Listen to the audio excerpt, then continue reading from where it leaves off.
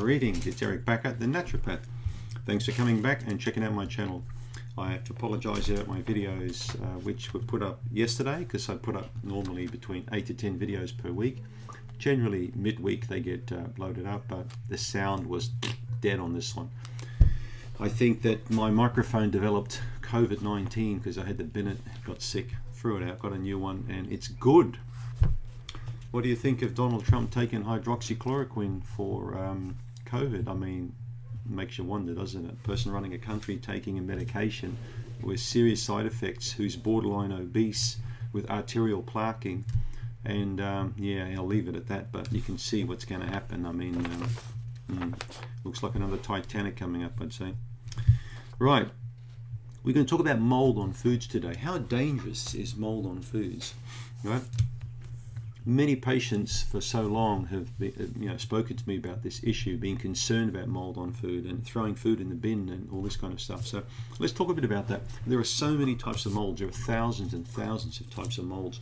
Some molds are highly beneficial. In fact, they're used quite a lot. For example, there's a particular type of penicillium. I think there's one called Penicillium roqueforti. Now, if you look at Roquefort cheese or the blue cheese, okay, that uses this particular penicillin mold to make the cheese blue and moldy.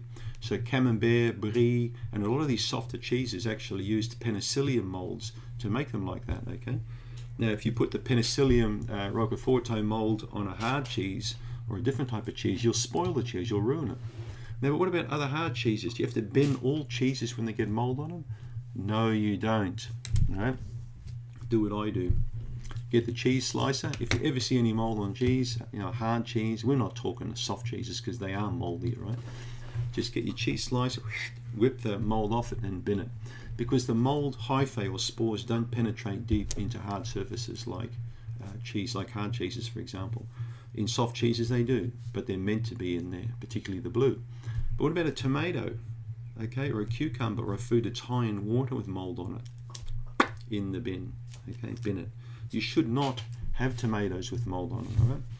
This is the thing when you grow produce, because I grow, of course, most of my own vegetables and fruits, but with tomatoes, I've never grown a tomato myself, picked it, had it inside and had mold on it, okay? Hydroponic ones are full of water, they're pumped full of water. You'll find the hydroponic tomatoes. I hate them, they don't even taste like a tomato. They're gross. If I ever eat a salad somewhere, I can taste right away whether it's a hydroponically grown food or it's a normally grown food. The taste is just not there with hydro. Anyway, getting off track. Soft foods, vegetables and fruits like peaches and apricots, for example. If you've got citrus, anything with mold like that, you're probably better off to throw it in the trash can. But if it's a hard vegetable or a harder kind of fruit, it's got a spot on it. For example, yesterday we harvested quite a few quinces, like a type of pear, off the tree. Because my partner likes to make all sorts of things with quince. Now, a couple of the large fruit had fallen off the tree and caught in the fork of the tree and had developed a brown spot, so mold started growing in there. So instead of throwing that whole massive big quince in the trash can, we just cut the moldy piece right off and make sure there's a good ½ inch or more of clean pear or quince, and we reject the rest. It's common sense. So you don't have to throw all food away with mold on it, okay? Not at all. I prefer to eat fruits, particularly when they're ripe. In fact, sometimes quite ripe. The flavor's really there. Nature's intended us to eat the food in that particular condition. You cannot ever compare tree ripened stuff, fruit, ever with stuff that you buy in the shop. And also I find that when it ripens really well, it tends to really, really give you not just a good flavor experience, but it's full of nutrition there as well. But the birds will get it, and as soon as a bird picks a little hole in, for example, a peach or an apricot, you've got a wound there, you can get bacteria and mold in there, it's going to get sick, then you've got to be careful. But don't throw food away necessarily with mold on it. Not all molds are bad, okay?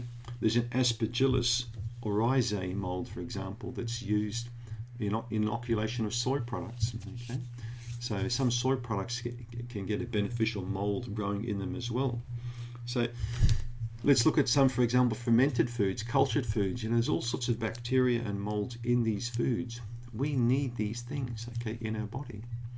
I'll do a video later on, which I'd like you to watch, about apples, why eating the whole apple is so good, because they've discovered over 1,700 types of bacteria in and on that apple, okay? Thousands of bacteria. We need those good bacteria in our gut.